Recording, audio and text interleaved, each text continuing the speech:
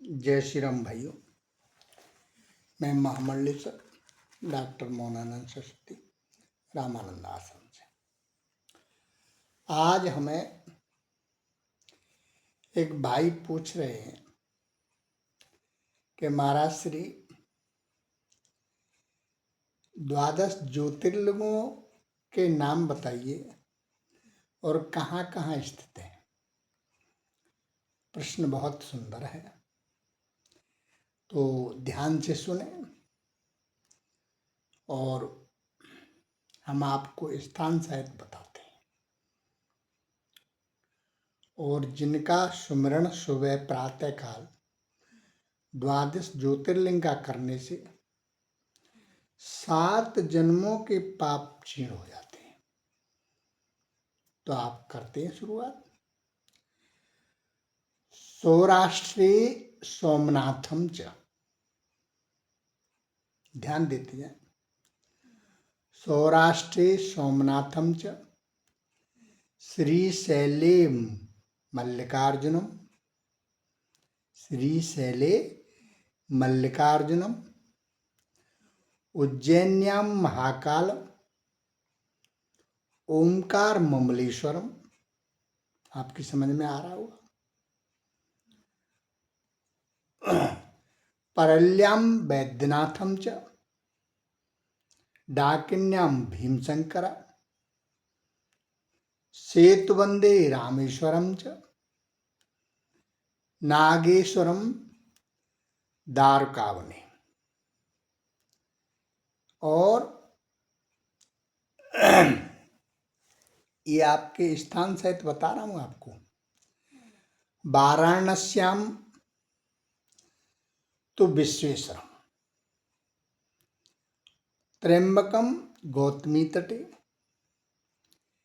हिमालय तो केदारम, घुष्मेश्वरम च शिवालय।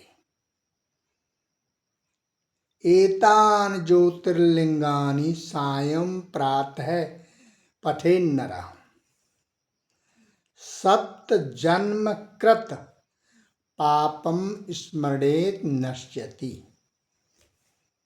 ये महाशिव पुराण का लेख मैं आपको बता रहा हूं। इसके क्या है, सुमिरन से पाप क्षीण होते हैं, समझ लीजिए आप।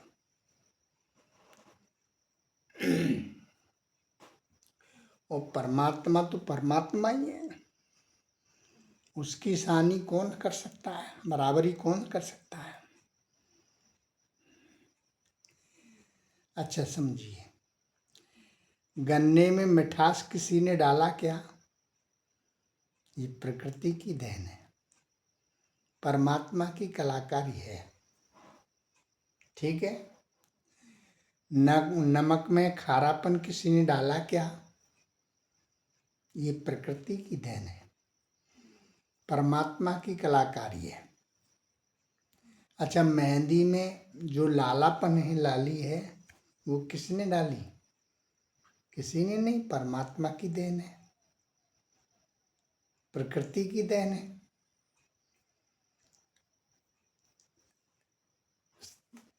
आपने देखा है, ये प्रकृति के परमानेंट अवयव हैं।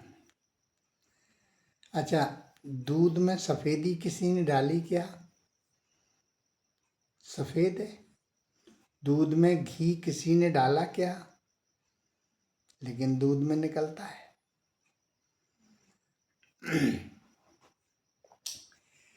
तो ऐसे ही जब वो रोम रोम में है,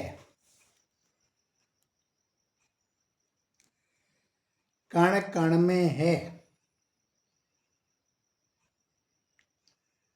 तो फिर हम मंदिर क्यों भागते हैं? तो किसी महापुरुष ने बहुत सुंदर जवाब दिया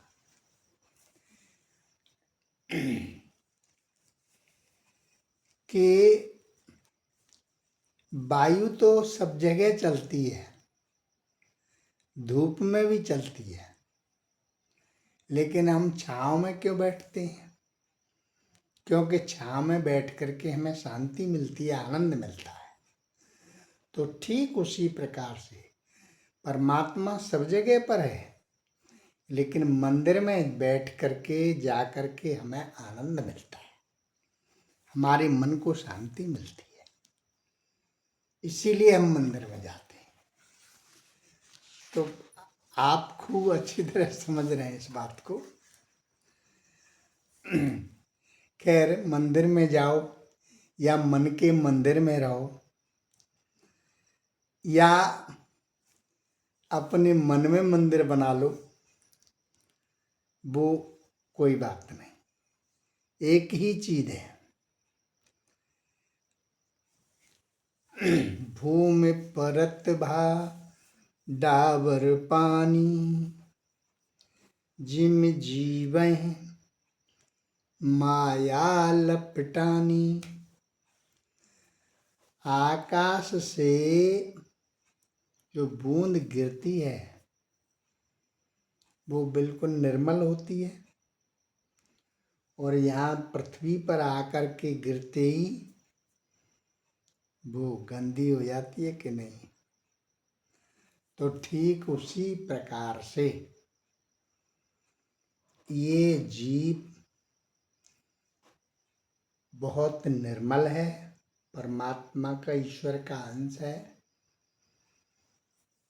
संसार में आकर के विषय रूपी कीचड़ में फंस करके काम क्रोध लोभ मोह अहंकार में त्रसित होकर के फिर ये बंधन में पड़ जाता है। इसको फिर सफाई की जरूरत है। जिस प्रकार से वही बूंद कीचड़ में गिरने के बाद गंदी हो गई, बह करके नाले में चली गई, नाले से फिर नदी में चली गई, नली से फिर जाकर के सीधी समुद्र में पड़ गई, निर्मल हो गई, जहाँ से आई सी वहीं पहुँच गई।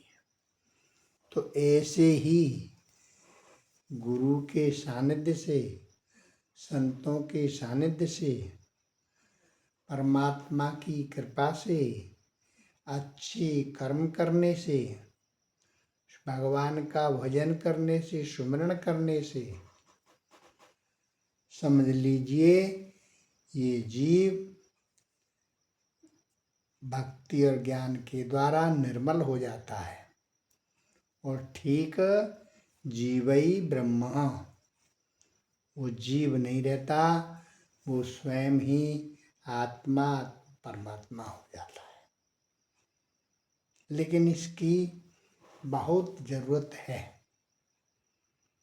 कुछ करने की, बिना किए कुछ नहीं हो सकता है। मने मनुष्याणाम कारणम बंध मोक्षो, ये मन ही तो बंधन में डालने वाला है, मन की ही तो देन है।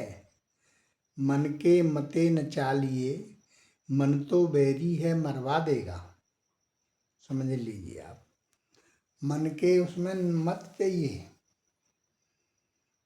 और मन क्या है? मन एक इस शरीर में एक अवयव है।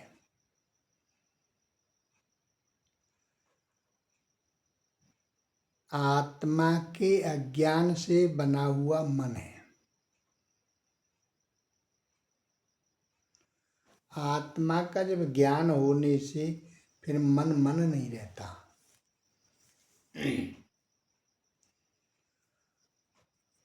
ऐसे ही इस मन के, मन वैसे जड़ है, मन वैसे वायु स्वरूप है, लेकिन मन की जो शक्ति है, ताकत है, वो बहुत ज़्यादा है। विद्युत से, वायु से भी तेज चलता है। आपने देखा, अपने में अनुभव करके देख लेना। यहाँ बैठे 1 मिनट में आप बम्बई की सैर करने लग गए, दिल्ली चले गए, वो आपका मन है। तो उसकी मन की गति बहुत सबसे तेज है। मन को संभाल करके ही सब कुछ प्राप्त किया जा सकता है। तो मैंने आपको बता दिए 12 ज्योतिर्लिंग, आप उनको स्मरण करिए और अपना आनंद लीजिए। स्वस्थ रहें, मस्त रहें, आनंद में रहें। जय श्री राम।